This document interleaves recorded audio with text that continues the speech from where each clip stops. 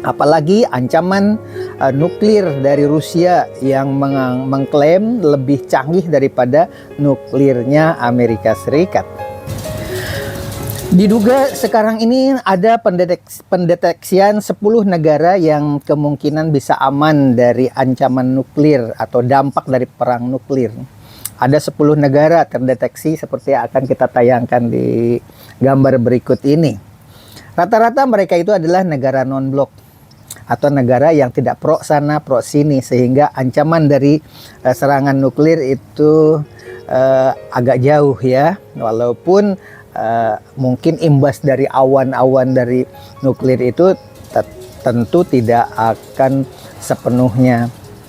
Di samping itu negara-negara yang terisolir berada di perbukitan, di lembah yang terhalang oleh gunung-gunung. Nah, di antaranya negara-negara tersebut kita uraikan. Bagaimana dengan Indonesia? Indonesia sekarang sudah mulai terdampak ya dengan perang Ukraina dengan Rusia ini, karena merembet menjadi perang antara Rusia dengan NATO, tampaknya semakin terbuka. Walaupun rakyat Indonesia lebih mendukung kepada Soviet atau mantan Soviet yang sekarang jadi Rusia, tetapi pemerintah tetap menjaga netralitasnya demi keamanan NKRI. Pemerintah tampaknya hati-hati sekali. Tapi di medsos kan tidak bisa dipungkiri ya, kalau rakyat Indonesia itu mayoritas seperti itu, dan inilah yang bisa dibaca oleh Amerika Serikat. Perlu diketahui, Indonesia dulu dengan adanya G30 SPKI banyak konspirasi beberapa teori. Ada yang mengkambing hitamkan Tiongkok, ada yang mengkambing hitamkan Inggris, ada yang mengkambing hitamkan Amerika Serikat untuk bernegosiasi sehingga Freeport itu jatuh ke Amerika. Istilahnya apa, tukar guling, salah satu contoh. Nah, sekarang ini kelihatannya permainan untuk Freeport itu sudah ada tanda-tanda. Oleh sebab itu, uraian selengkapnya tentang perang nuklir dan perang terbuka antara Rusia dengan Ukraina yang merembet ke perang Rusia NATO kita uraikan berikut ini.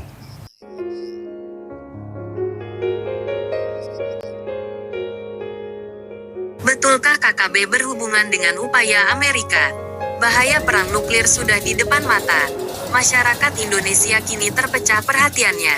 Kekalahan Amerika terlihat dari terpuruknya ekonomi negara tersebut, hingga rakyat harus menambal jalan dengan biaya Terima sendiri. kasih Anda sudah Bank yang terpuruk menyaksikan terpaksa channel diambil ini. alih negara. Presiden Ukraina mencaci pejabat Amerika yang menolak memberikan bantuan ke negaranya. Padahal utang negara Amerika terus membengkak. Konon Presiden Amerika berwacana datang di Papua Nugini berhubungan dengan kekhawatiran Freeport Indonesia melepaskan diri setelah banyak negara meninggalkan dolar Amerika. Banyak dugaan persenjataan yang dimiliki KKB mirip dengan senjata buatan negara bagian Amerika, tempat tinggal pemilik perusahaan Freeport. Hal ini diduga karena kedekatan Indonesia dengan Tiongkok. Jadi penyebabnya, emas dari Papua ini adalah solusi tercepat untuk membantu Amerika. Indonesia kena dampak kekalahan Amerika di Ukraina. Tribun Video.com, perang Rusia-Ukraina kini meluas menjadi perang Rusia-NATO. Kini pihak Moskow memberi ancaman. Apa ancamannya berhubungan dengan nuklir yang pernah diuji coba sebelumnya yang lebih dahsyat dari nuklir milik Amerika? Perlu diketahui, Duta Besar Rusia untuk AS, Anatoly Antonov tanggal 22 Mei tahun 2023, mengatakan jika AS harus memahami bahwa serangan Ukraina ke Crimea akan dipandang sebagai serangan terhadap wilayah lain di Rusia. Jika sebelumnya Amerika berangkat karena drone Amerika jatuh ke Laut Hitam, Rusia jadi kambing hitamnya walau bukti serangan Rusia hampir tanpa data, konon akibat semburan minyak pelumas di udara yang merusak drone itu hingga jatuh. Sementara transfer jet tempur F-16 ke Kyiv menimbulkan pertanyaan tentang keterlibatan NATO dalam konflik di Ukraina. Media sosial dibanjiri informasi kekalahan Ukraina dan menatap meminta bantuan kepada seluruh negara NATO sebagai bantuan yang harus dibayar. Kemudian, Perlu diketahui, pesawat tempur F-16 yang dipasok ke Ukraina kemungkinan besar merupakan varian MLU, Midlife Upgrade, yang dipensiunkan dari layanan oleh sekutu NATO seperti Norwegia, Denmark, dan Belanda. Tampaknya barang pensiunan dan senjata rongsokan saja bisa direkayasa untuk dikirim ke Ukraina, karena terdesak. Tampaknya Ukraina jadi arena untuk uji coba senjata dan kendaraan tempur. F-16 MLU menampilkan radar AN/APG-66 yang ditingkatkan dengan prosesor sinyal baru, daya output yang lebih tinggi, dan keandalan yang lebih baik. Kesiapan Rusia mengeluarkan stok senjata juga sebagai kesempatan untuk meremajakan persediaan. Stok lama dikeluarkan, digantikan produk baru. Sejauh ini Rusia menggunakan pesawat tempur siluman Su-57 terbaiknya hanya untuk pengawasan dan dukungan komunikasi.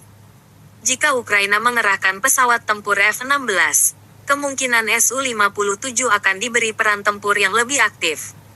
Dalam mode intersepsi langsung, Su-57 akan memiliki keunggulan peluncuran pertama yang signifikan dibandingkan F-16.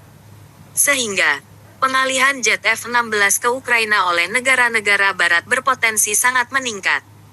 Banyak yang akan bergantung pada varian yang ditransfer dan sistem senjata yang telah terintegrasi dengan varian yang ditransfer.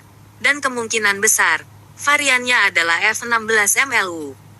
Pengalihan varian F-16 MLU akan memberi Ukraina kemampuan untuk menyerang sasaran di Crimea, termasuk kapal armada Laut Hitam Rusia, dan memfasilitasi pasukan darat Ukraina dalam upaya yang diharapkan untuk memotong jembatan darat Rusia ke Crimea.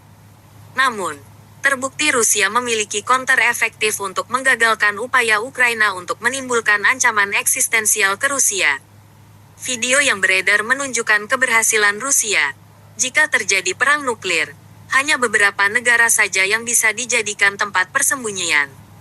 Negara manakah itu? Rata-rata negara yang aman itu adalah netral atau non-blok, atau negara yang mengisolasi diri. Indonesia mulai direpotkan dengan KKB yang mendeteksi menggunakan persenjataan dari Amerika. Diduga ini sebagai tanda-tanda bahwa NKRI tidak aman dari ancaman nuklir. Kini Indonesia sudah merasa ada gejala dari dampak perang Rusia vs Ukraina, yang mulai terbuka dengan NATO. Wagluk Bubuk Apung menyimak persepsi rakyat Indonesia di medsos lebih cenderung mendukung Rusia. Tapi pemerintah yang syah menunjukkan sikap netralitas untuk keamanan NKRI. Adu domba antar wilayah di Indonesia tampaknya agak sulit dilakukan negara barat untuk provokasi. Mengapa? Karena bercermin dari tragisnya Timor Leste yang semakin terpuruk sejak melepaskan diri dari NKRI. Wagluk.